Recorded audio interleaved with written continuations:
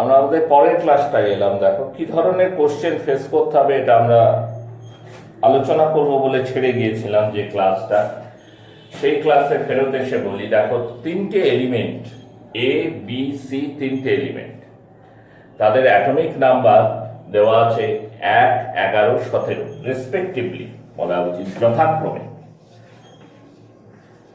Respectively. অর্থাৎ এ যে এলিমেন্টটা তার অ্যাটমিক নাম্বার 1, বি যে এলিমেন্ট তার অ্যাটমিক নাম্বার 11, সি যে এলিমেন্ট তার অ্যাটমিক নাম্বার 17। এবার question, 1 number question, what are the position of the element in the periodic table? What are the position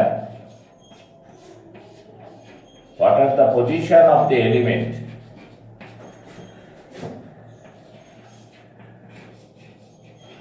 what are the position of the element in periodic table? Periodic টেবিলে মৌলগুলোর অবস্থান কোথায় এটা তো বার করতে শিখেছি আমরা। Configuration করতে হবে। ধরো এ অ্যাটমিক নাম্বার 1, তার কনফিগারেশন হচ্ছে 1s1। তাহলে এর পজিশনটা কি? এর পজিশন হচ্ছে পিরিয়ড 1, গ্রুপ 1। আউটার মোস্ট শেলে কটা ইলেকট্রন থাকে তাই যে গ্রুপ বের করা যায়, তাই না? পিরিয়ড হচ্ছে 1, গ্রুপ হচ্ছে 1।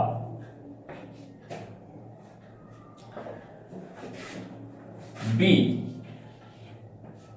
11, কনফিগারেশন লেখো 1s2, 2s2, 2p6, 3s2। 3s2 তো হবে না, 3s1 এই শেষ হয়ে যাবে, 3s1। তাহলে পিরিয়ড 3 নম্বর পর্যায়,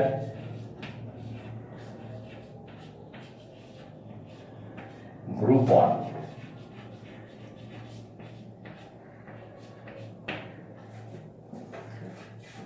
সি 17,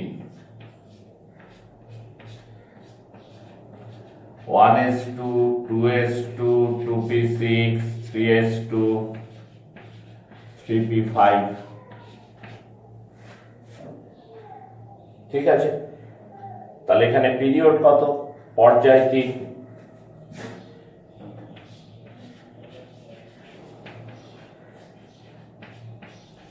গ্রুপ কিন্তু 17। আউটার মোস্ট শেলে কটা ইলেকট্রন আছে? 7টা ইলেকট্রন আছে। তবু আমরা 17 বলছি কেন? কারণ তোমাদের স্মরণে থাকতে পারে আমরা যখন এই পিরিয়ডিক টেবিলে অবস্থান বার করা শিখছিলাম তখন কথা বলা হয়েছিল যে 2 এবং 3 নম্বর পিরিয়ডের যে এলিমেন্ট তাদের আউটার মোস্ট শেলে যদি 3 বা তার বেশি ইলেকট্রন থাকে তাহলে গ্রুপ বের করার সময় সবসময় 10 যোগ করে নিতে হবে। যদি আউটার মোস্ট শেলে 3টে ইলেকট্রন থাকে তাহলে 3 নম্বর গ্রুপে বসাবে না, বসাবে কত? 3 + 10 মানে 13 নম্বর গ্রুপে। যদি আউটার মোস্ট শেলে 4টে ইলেকট্রন থাকে তাহলে 4 নম্বর গ্রুপে বসাবে না, বসাবে কেন? কোথায়? 10 + 4 14 নম্বর গ্রুপে। কেন বসাবে সেই আলোচনাটা তখন করা হয়েছিল, তোমরা দেখে নিতে পারো আগের ক্লাসটা খুলে। তেমনি আউটার মোস্ট শেলে যদি 7টা ইলেকট্রন থাকে তাহলে 10 + 7 মানে 17 নম্বর গ্রুপে হবে তার অবস্থান। ঠিক আছে, তাহলে কোশ্চেনের আনসার পেয়ে গেলাম আমরা। What are the position of the element in periodic table? Group 1 হচ্ছে 1 নম্বর পিরিয়ডের, এ হচ্ছে 1 নম্বর পিরিয়ডের 1 নম্বর গ্রুপে, বি হচ্ছে 3 নম্বর পিরিয়ডের 1 নম্বর গ্রুপে, সি হচ্ছে 3 নম্বর পিরিয়ডের 17 নম্বর গ্রুপে। হ্যাঁ, এইবার এলিমেন্টগুলোকে যদি তুমি চিনে রাখতে পারো তাহলে খুব ভালো। না চিনতে পারলেও অসুবিধা নাই, কিন্তু চিনতে পারলে একটু সুবিধা। যেমন এ এলিমেন্টটা হাইড্রোজেন, বিটা সোডিয়াম, সিটা ক্লোরিন। বুঝতে পেরেছো? তাহলে তোমার উত্তর করার সুবিধাজনক হবে। সেকেন্ড কোশ্চেন ধরো তোমাকে দিল, এটা মুছে দিলাম।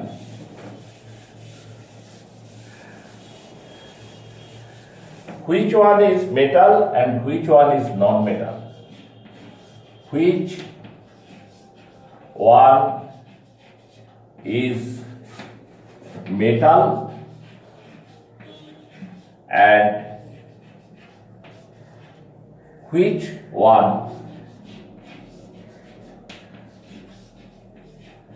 is non-metal? কোনটা ধাতু কোনটা অধাতু, অর্থাৎ এ বি সি এর মধ্যে কোনটা মেটাল কোনটা নন মেটাল। দেখো মেটাল নন মেটাল চেনানোর কথা আগের ক্লাসে আলোচনা করেছে যে পিরিয়ডিক টেবিলের বাঁ দিকে যে সব এলিমেন্ট আছে মানে গ্রুপ 1 2 3 তে যারা রয়েছে তারা হচ্ছে মেটাল, আর এক্সট্রিম রাইটে যারা রয়েছে যেমন ধরো গ্রুপ 16 17 15 এ যারা রয়েছে তারা হচ্ছে নন মেটাল। বাঁ দিক থেকে ডান দিকে গেলে মেটালিক প্রপার্টি ডিক্রিজ করে নন মেটালিক প্রপার্টি ইনক্রিজ করে। তবে সঙ্গে সঙ্গে এটাও সত্যি যে একটা গ্রুপ ধরে ওপর থেকে নিচের দিকে নামলে মেটালিক প্রপার্টিটা কিন্তু বাড়ে, কমে না। সেই জন্য আমরা গ্রুপ 15 এর মেটালিক এলিমেন্ট পাই, গ্রুপ 16 এরও মেটালিক এলিমেন্ট পাই, ঠিক আছে। এবার কে মেটাল কে নন মেটাল বের করতে গেলে আমাকে প্রথমেই দেখতে হবে যে এদের অবস্থানটা কোন গ্রুপে। এবার ধরো এর অবস্থান হচ্ছে 1 নম্বর পিরিয়ডের 1 নম্বর গ্রুপে মানে এক্সট্রিম লেফটে, তাহলে স্বভাবতই একে মেটাল বলে তুমি লিখে দিয়ে আসতে পারো, কিন্তু লিখলেই তোমাকে গোল্লা দিয়ে দেবে। কারণ এ হচ্ছে সেই টিপিক্যাল মৌল হাইড্রোজেন যার পিরিয়ডিক টেবিলে অবস্থার কোনো ঠিক নাই।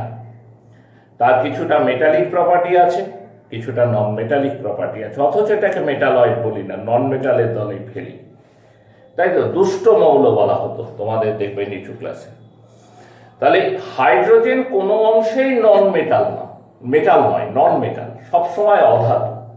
কিন্তু তুমি যদি চোখ বুঝে ওই তত্ত্ব প্রয়োগ করতে চাও যে বাঁ দিকে থাকলেই ধাতু আর ডান দিকে গেলেই অধাতু, সুতরাং এই গ্রুপ 1 এ আছে তাহলে এটা মেটাল, তাহলে ভুল হয়ে যাবে। এ হচ্ছে নন মেটাল। এইখানে এই এলিমেন্টগুলোকে চেনার সুবিধে।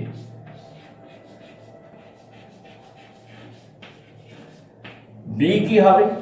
বি এর কোনো কিছু ঝামেলা নেই, বি নিয়ম মেনেই হবে, 3 নম্বর পিরিয়ডের 1 নম্বর গ্রুপে আছে, সুতরাং B is a metal.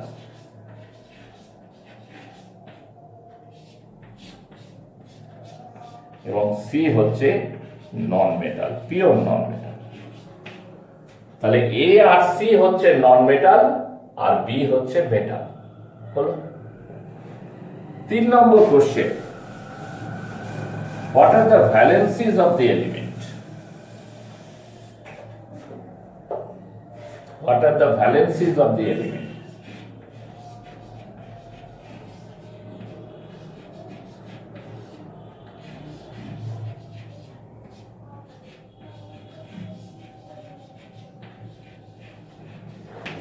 What are the valencies of the element?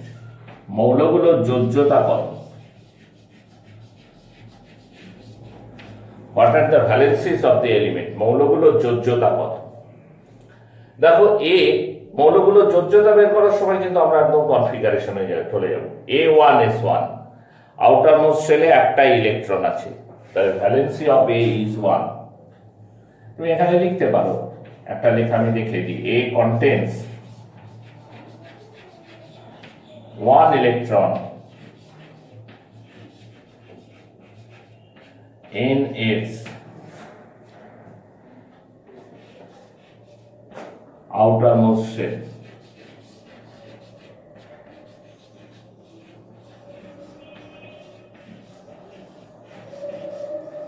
So valency of A is 1। এরকম করে লিখতে পারলে ভালো, যে এক কথায় এর যোজ্যতা 1 না লিখে একটু কারণ দেখিয়ে দিলে। একই কারণের জন্য বি এর ভ্যালেন্সি কত? বি এর ভ্যালেন্সি 1 হবে।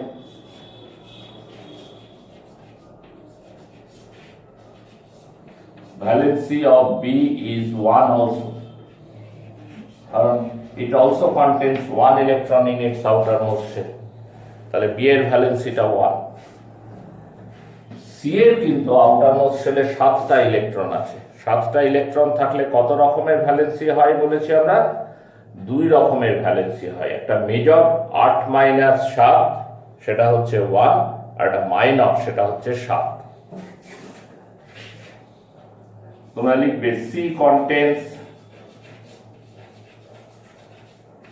7 ইলেকট্রন। সি এর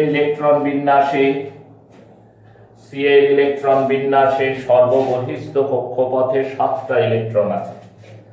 7 electrons in its outermost shell. 7 electron in its outermost shell. তাহলে major valency of C is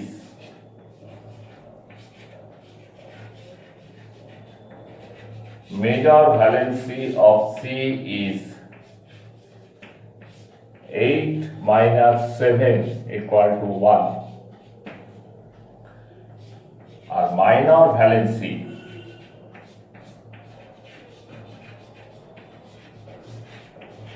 of C is 7। Major valency হচ্ছে 1 এবং মাইনর ভ্যালেন্সি হচ্ছে 7। ঠিক আছে, আর কি কোশ্চেন দিতে পারে? What are the formula of the compound formed by AB, AC and BC? অর্থাৎ এলিমেন্টগুলো দুটো দুটো করে যুক্ত হলে যে কম্পাউন্ড তৈরি করে তাদের ভ্যালেন্সি কি হবে, তাদের ফর্মুলা কি হবে?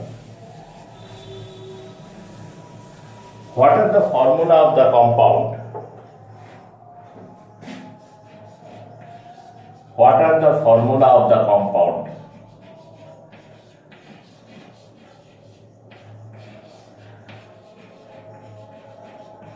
What are the formula of the compound?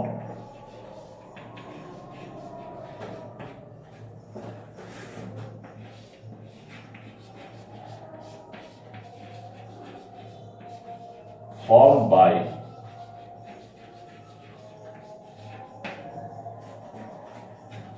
A and B,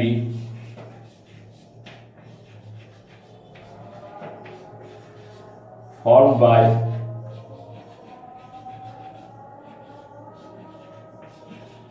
A and C, formed by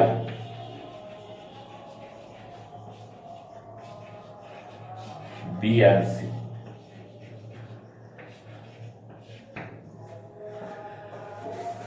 ঠিক আছে, তো কি করে বার করবে? ফর্মুলা লিখতে গেলে তো তোমাকে ভ্যালেন্সি জানতে হবে।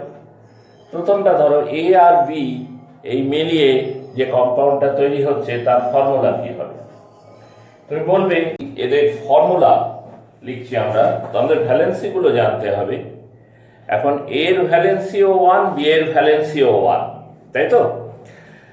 তাহলে এ আর বি দিয়ে যে কম্পাউন্ড তৈরি হবে, formula of the compound, formula of the compound, formula of the compound formed by A and B is BA। B কে আগে লেখা হলো কেন? কারণ B হচ্ছে মেটাল, সেজন্য বি কে আগে লেখা হয়েছে। আর এ নন মেটাল হাইড্রোজেন। এবার বি এর ভ্যালেন্সি এর তলায় বসে, এর ভ্যালেন্সি বি এর তলায় বসে, দুটোই ভ্যালেন্সি 1, তাই লেখা হয়নি।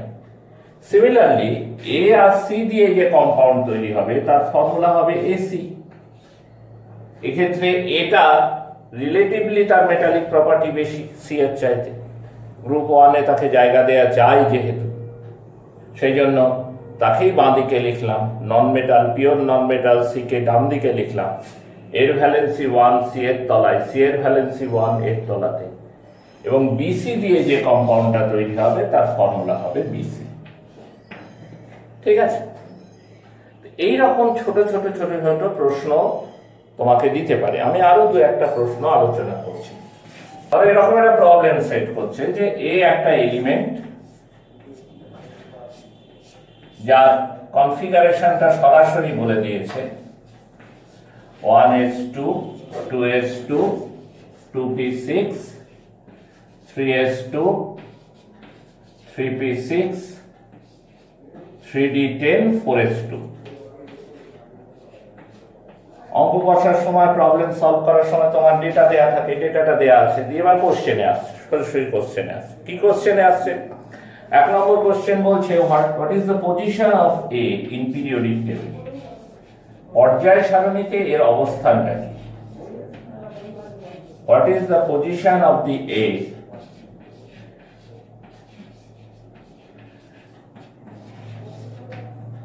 What is the position of A in periodic table? পর্যায় সারণীতে এর অবস্থানটা কি? পিরিয়ডিক টেবিলে কি করে পজিশন বার করতে হয় আমরা শিখে গেছি। যে আউটার মোস্ট শেলটা হচ্ছে পিরিয়ড, এখানে যেমন আউটার মোস্ট শেল হচ্ছে 4 নম্বর শেল, তাহলে পর্যায় বা পিরিয়ড হচ্ছে 4।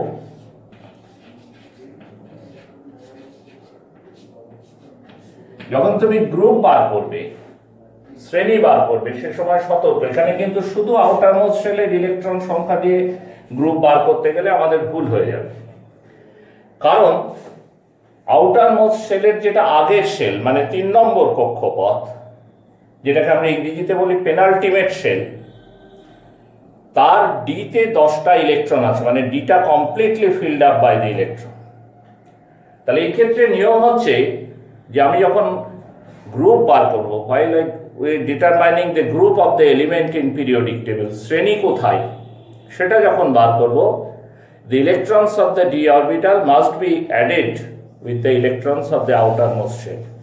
ডি উপকক্ষপথে যতগুলো ইলেকট্রন আছে সেগুলোকে সর্ববহিস্থ কক্ষপথের ইলেকট্রনের সঙ্গে যোগ দিতে হবে। ডিতে কটা ইলেকট্রন আছে? এখানে 10টা।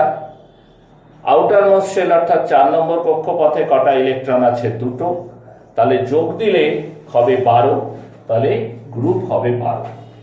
তাহলে এলিমেন্টটা কোথায় বিলং করে? না, 4th পিরিয়ডে 12 নম্বর গ্রুপে বিলং করে। 4 নম্বর পর্যায়ে 12 নম্বর শ্রেণীতে আছে। দ্বিতীয় প্রশ্ন হতে পারে whether the element is a metal or a non-metal, মৌলটা কি ধাতু অথবা অধাতু। এখন 12 নম্বর পিরিয়ডের অবস্থান পিরিয়ডিক টেবিলের মাঝামাঝি, শুরু 1 দিয়ে এবং শেষ হচ্ছে 18 দিয়ে, সুতরাং 12টা প্রায় মাঝামাঝি। মাঝামাঝি বললে ভুল হবে, প্রায় মাঝামাঝি। এক্ষেত্রে ফ্যাক্টর, ডিটারমাইনিং ফ্যাক্টর হচ্ছে পিরিয়ড, 4 নম্বর পিরিয়ড, তার মানে অনেকটা নিচের দিকে। 7টা পিরিয়ড তো, 4 নম্বর পিরিয়ড মানে অনেকটা নিচের দিকে। ফলে 12 নম্বর গ্রুপে থাকলেও এলিমেন্টটা হচ্ছে মেটাল। এখানে এলিমেন্টটাকে চেনার একটা জায়গা আছে। এলিমেন্টটা হচ্ছে প্রকৃতপক্ষে জিঙ্ক। তুমি যদি এটাকে গোড়াতেই আইডেন্টিফাই করে ফেলতে পারো এটা জিঙ্ক, তাহলে এটা মেটাল হবে কি নন মেটাল হবে সেটা নিয়ে তোমার মনে কোনো কনফিউশনই থাকবে না। তুমি পিরিয়ডিক টেবিল খুঁজতে যাবে না, কোনো আইন কানুন ঘাটতে যাবে না, তুমি গোড়া থেকেই এটাকে আইডেন্টিফাই করবে যে না, দিস ইজ এ মেটাল বা এটা একটা ধাতু। কিন্তু তুমি যদি এলিমেন্টটাকে আইডেন্টিফাই করতে না পারো তখন তোমার সমস্যা। আচ্ছা, 12 নম্বর গ্রুপ মানে কিছুটা ঝুঁকে আছে ডান দিকে, তাহলে এটা পিওর নন মেটাল না হোক মেটালয়েড মানে ধাতু কল্প হতে পারে, এই কনফিউশনের মধ্যে চলে যাওয়ার একটা চান্স আছে। সেই জন্য আমার একটা পরামর্শ তোমাদের কাছে যে তোমরা 1 থেকে 36 অবধি অন্তত অ্যাটমিক নাম্বার যাদের আছে সেগুলোকে একটু চিনে রাখার চেষ্টা করো, অ্যাটলিস্ট অন্তত পক্ষে। উঁচু ক্লাসে উঠছো আর পড়াটা ছেলে খেলার পর্যায়ে নয়, এবার তোমাকে তো নিজেকে কিছু কিছু মনে রাখতে হবে। এটা না রাখলে জায়গায় জায়গায় তুমি সমস্যায় পড়ে যাবে। তাহলে এটা 4th পিরিয়ডে 12 নম্বর গ্রুপে বিলং করছে, এটা কিন্তু মেটাল, ধাতু, ট্রানজিশন মেটাল, যা নিয়ে আমরা আগের ক্লাসে আলোচনা করেছি। নেক্সট কোশ্চেন হতে পারে what is the valency of the element, এটার যোজ্যতা কত। দেখো, এই এলিমেন্টের আউটার মোস্ট শেলে কটা ইলেকট্রন আছে? 2টো ইলেকট্রন, তাহলে এর ভ্যালেন্সি হচ্ছে 2। আউটার মোস্ট শেলের ইলেকট্রন সংখ্যা দিয়ে আমরা ভ্যালেন্সি বের করে থাকি, এটা হচ্ছে এর ভ্যালেন্সি 2। এই ধরনের প্রশ্ন তোমাদের আসবে, যে জিনিসটা আমরা আলোচনা করলাম পিরিয়ডিসিটি নিয়ে এলিমেন্টে, তার থেকে কেমন কোশ্চেন আসতে পারে না, এরকম ছোট ছোট ডেটা তোমাকে দিয়ে প্রশ্ন করতে পারে। তুমি যদি যথেষ্ট সতর্ক থাকো এবং নিয়মগুলোকে মনে রাখো, তাহলে এই প্রশ্ন সমাধান করতে তোমার অসুবিধা হওয়ার কথা না। পিরিয়ডিক টেবিল কিন্তু অন্যতম স্কোরিং গ্রুপ আর কি আমাদের কেমিস্ট্রি চ্যাপ্টারে, এবং বেশ কিছুটা কেমিস্ট্রি। তা আজকের পড়াশোনা এই পর্যন্তই। আমরা পরের ক্লাসে আলোচনা করব অ্যাটমিক সাইজ নিয়ে, যে একটা পিরিয়ডিক টেবিলে একটা পিরিয়ড বরাবর বাঁ দিক থেকে ডান দিকে গেলে অ্যাটমের সাইজের কি চেঞ্জ হয়, ওপর থেকে নিচে নামলেই বা কি চেঞ্জ হয়। ঠিক আছে।